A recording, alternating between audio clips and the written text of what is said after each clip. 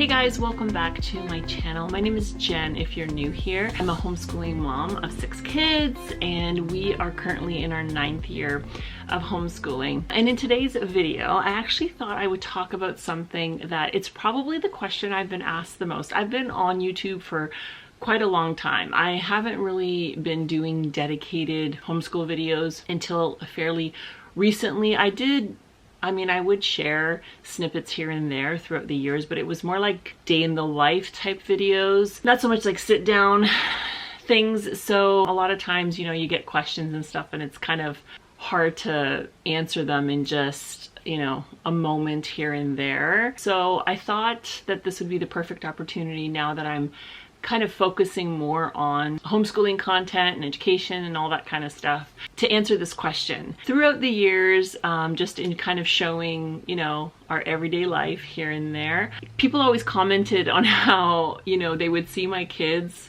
even passing or like in the background always with books in their hands, constantly reading. My kids are very avid readers, and so I was always asked a lot because, you know, I have 6 kids and so the ages range quite a bit. I mean, they're obviously a lot older now, but even years ago when they were younger, I would say all of my kids at all varying stages have very much had a love of books and reading. So people would always ask me, how do I get my kids to love books? How do I get my kids to want to read, to love to read, you know, and just kind of cultivate that love of picking up a book and like wanting to spend that time reading as opposed to something else. I was always a little hesitant to do a full-on video because, first of all, I don't want anyone to feel like, you know, you have to do what I've done, or like if you've missed a step along the way, that like now your kids, you know, if you didn't start them back when they were like 6 months old, then now you're doomed and that your kids are never going to want or love to read. And I'm not an expert, you know, this is just what I have done and it has worked for us. Like it definitely did work. It's a culmination of things, I think, throughout the years, but I also think that you could pick and choose whatever works for you, whatever stage you're at. And I don't ever think it's too late, to be honest with you. I don't think it's ever too late to kind of get that going in your kids and to make that a priority in your home if that's something that you want to do. I definitely think there are a few things that are instrumental in making it easier, I guess. Well, I don't know if easier is the way. I guess, yeah, kind of like easier, or make it more of a enjoyable option for them, because I guess I'll just jump right in. Overall, I think your tone in terms of wanting your kids to read has to be very relaxed, not stressful, not to make it feel like it's work or that it's something forced upon them. Because I think the minute we're all like this, right? People talk about how, you know, they have something that's a hobby and then the minute it turns into like a job, takes the fun out of it because you feel like you have to do it now, you know. And kids are the same way. It's all about your approach. And the minute that they think that it's something that's some sort of punishment or like a source of contention between you and them, it's going to immediately make them want to resist wanting to do it and even resist wanting to enjoy doing it. You know what I mean? So I would say just overall to not be stressed out about it, to not be to make it something that's too serious of a subject at all to approach your kids about. But with that being said, I have like I made a little sticky note because I was like trying to think through the years. I think that partially for me, it was like 50-50, a conscious decision that I made early on to want to raise good readers, but also I think we kind of just did things that helped foster it along the way. I would say that like first right off the bat, and again, if you're out of the like younger kid stage, I don't want you to fret and think like you missed it and so now everything is like out the window. But I know that people might be watching and, you know, your kids could be all kinds of ages and stages. So I know when my kids were super little, like babies, I was totally that mom who read to my kids even when they had no clue what a book was, didn't know what in the world I was saying. Infants, actual infants.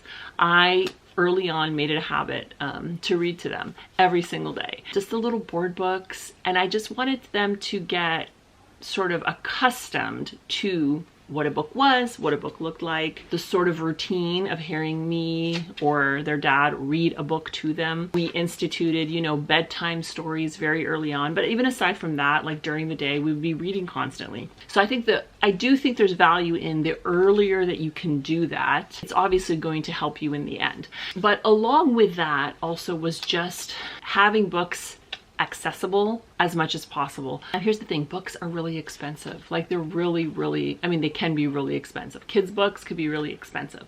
But if you can utilize your local library, which is what we did a ton, especially when you have younger kids, I mean, not that we don't use it now, but especially when you have younger kids, like it's a great place to just go. It's a free resource and it's just a great place to go with your kids. You know, if you want to get out of the house and just kind of take them somewhere, getting a library card and taking out a ton of books. Like we were there weekly. We would take out a ton of books, and so that we would always have like fresh new books to cycle through. I would pick up books as well, but that's something I always did.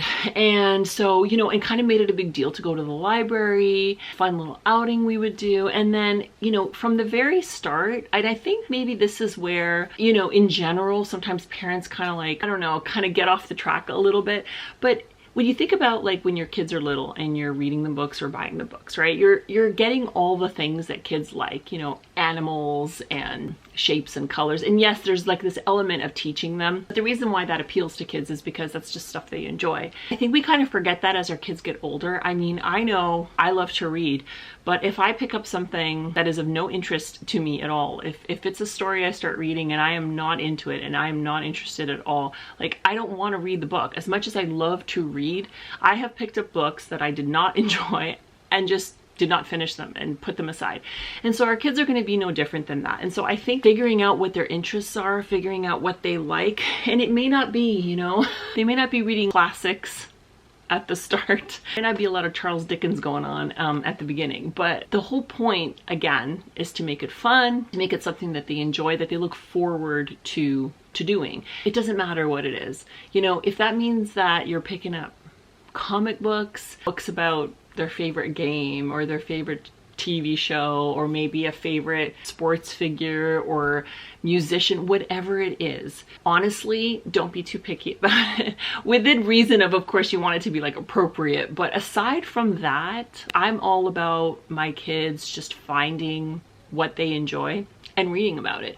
And that's why going to the library was great as well, because, you know, they could browse the aisles and, you know, kind of find things they were interested in. Lego, my kids used to love reading about like Lego. If they were into Star Wars or whatever was going on, they were always looking for books on that. And I was all about it. And they'll go through stages and phases, but again, it made it something that they looked forward to, you know, like they could not wait. Like I remember we'd get in the car and they would already be begging for the bag of books that we had in the trunk of the car, and they would already be like flipping through them on the drive home. And then no joke, like we'd get home and it would be like a good hour and a half of them just quiet, everybody in their own little corner reading. And it's not something that we had to force on them because they were looking forward to the books that they had picked out. So I kind of talked about how, you know, we made reading every day part of our schedule. I was always reading to them, and then when they became old enough to read themselves, if I just said like, okay, we're all gonna just read for a little bit, or we're just gonna have quiet time for a little bit, it was just something we had always done. Right off the bat, it wasn't like a struggle. And I know that's not gonna be like that for everybody. But even if you're at a stage where maybe, you know, hasn't worked out that way, I think even just starting even if you just pick up maybe some books, if you figure out what your kids are interested in, and maybe even if you just pick up some books yourself for them at the library, or if you wanna purchase some books and give it to them, or just kind of let them know that they're in the house. But along with that, when I was talking about, you know, reading to them at bedtime, I don't know if it's like a rule, an unofficial rule that we've always had in the house is, I mean, we've been fairly lenient with bedtimes. The kids have a bedtime. They definitely have a bedtime. We homeschool, so maybe that's why I'm a little bit like not too strict about it. But they definitely do have a bedtime as to when they have to be in bed, like in their rooms, you know, like we've said goodnight. They're all in their rooms now, but we've never really put a cap on, like we've told them if you are awake reading, then you can do that until you fall asleep. So they knew that they could stay up at night.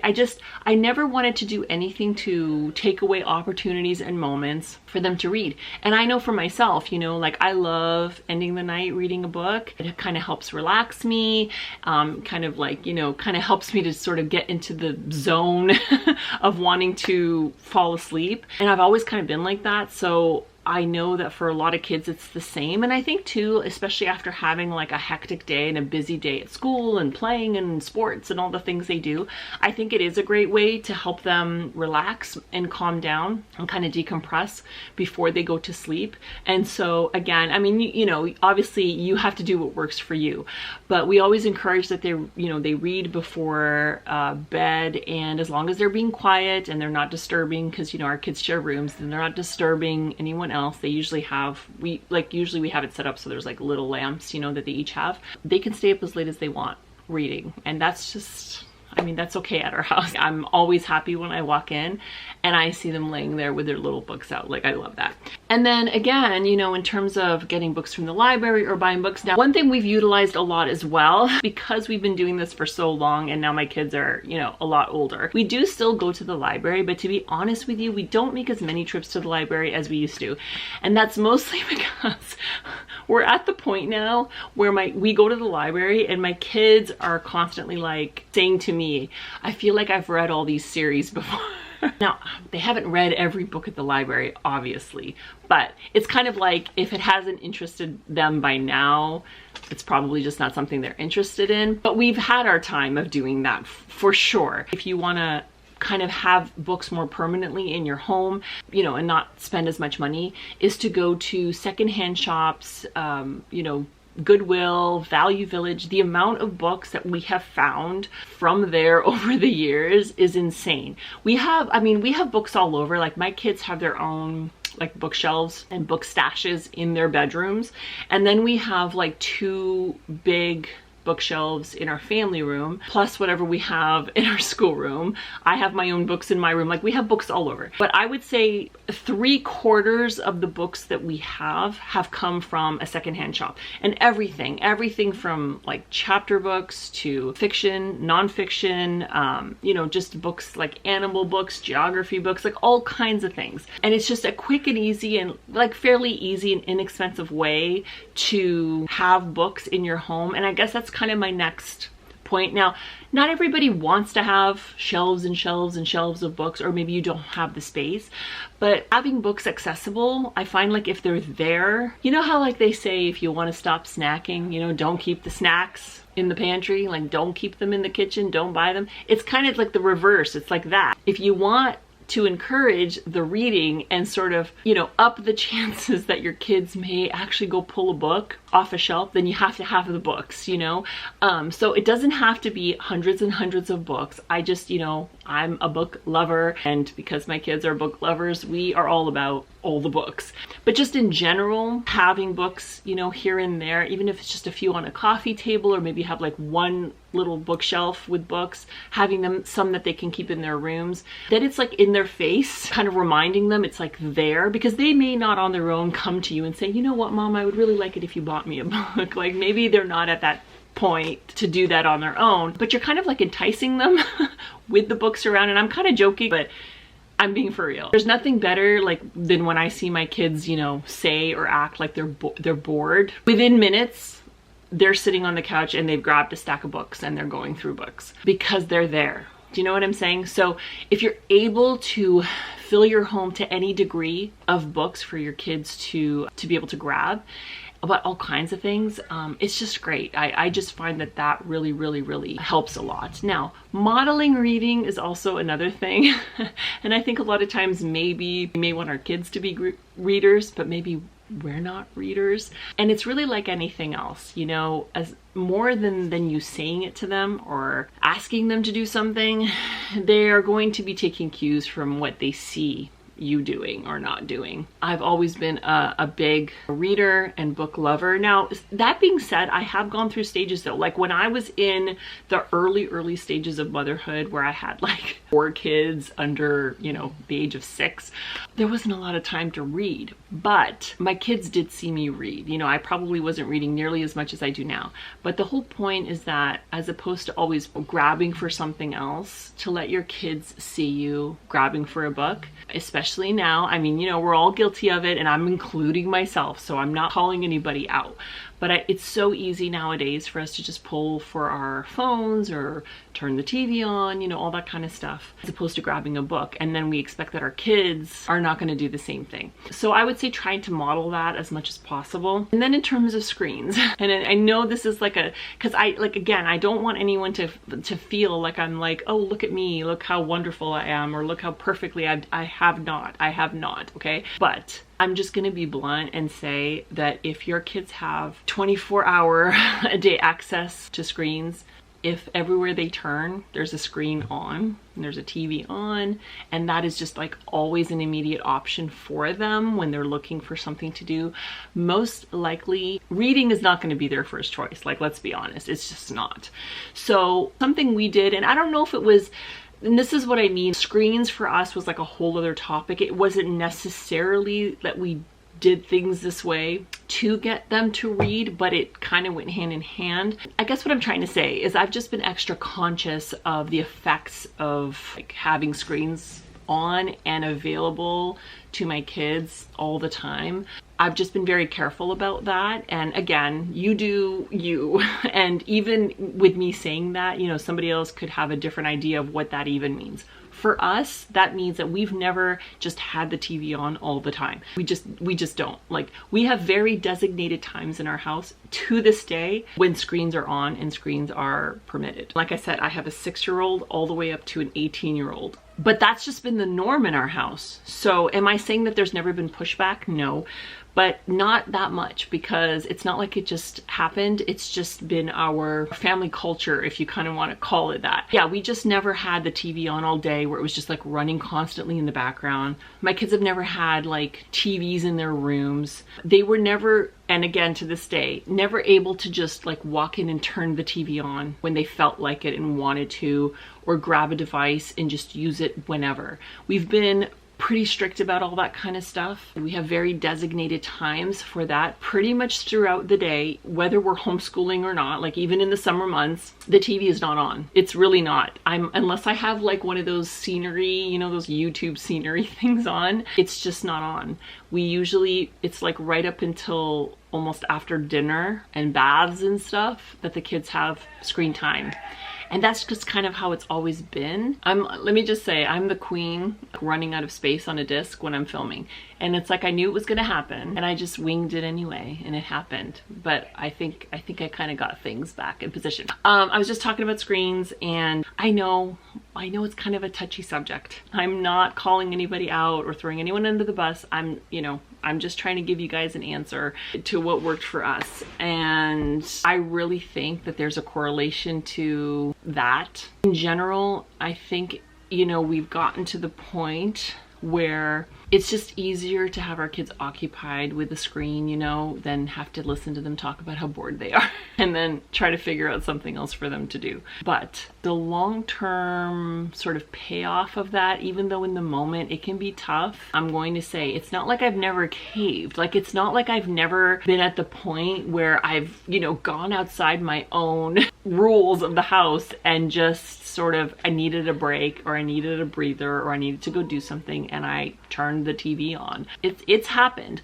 but just more times than not, my kids just know that that's just not how we do things. Even in terms of them having their own devices, we give them iPods when they turn 13. That's the first time that they get a device of their own. They still have like screen time on it, and you know, times when they can and cannot use it. It's not like a free-for-all. We don't have like a set time. Like, we kind of gauge it by the day, because the thing too is like, I never wanted my kids to just be like waiting for the minute there was like we were done something, then they were like thinking, oh, now I get to do screens, because that's not what I wanted. So they know they know that throughout most of the day and most of the evening, they just need to find things to occupy themselves with and to not be bored. My kids are crafting constantly, drawing, writing, playing board games, outside playing basketball, listening to music, and also reading. So yeah, there's definitely a correlation. So I would say, if it's at all possible, again, you know, I understand that for some people, depending on what stage you're at with your kids, and maybe this just hasn't been the norm in your house, that you may have to do it slowly in small little increments, so it's not shocking. It definitely encourages them to find other things to do. It's just something to think about, you know, if you maybe want to make some changes in your own home, if you really, you know, if it's important enough to you to really try to facilitate, you know, reading in your kids, it's probably the biggest change that you could make that also has the biggest impact. I guess sort of the last thing that sort of goes with everything is to encourage my kids to read. I am every so often, usually for special occasions especially. I know that some people might be like, if I did this with my kid, they would literally be crying.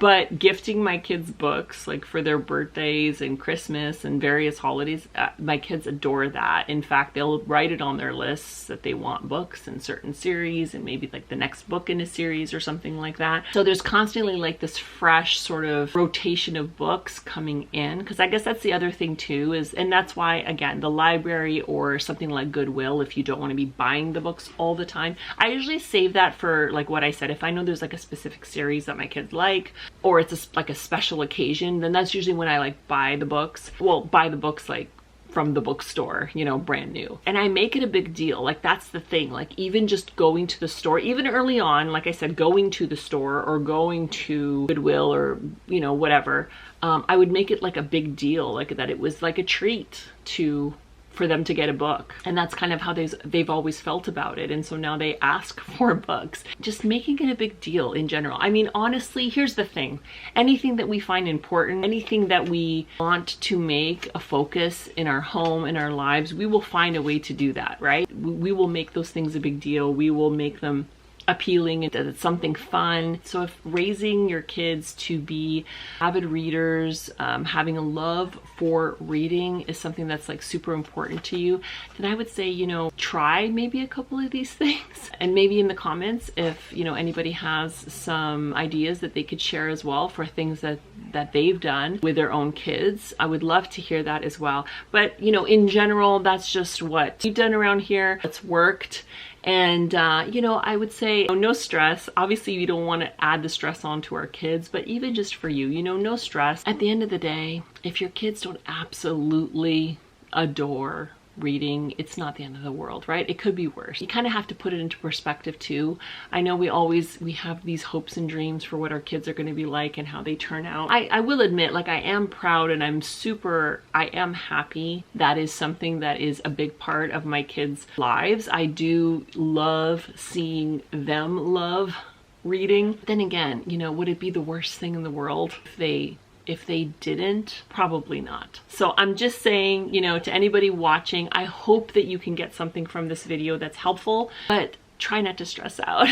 Try not to stress out. And like I said, I hope that like I didn't add any extra pressure or make anybody feel bad or anything like that. You know, we do what we can. We do better when we know better.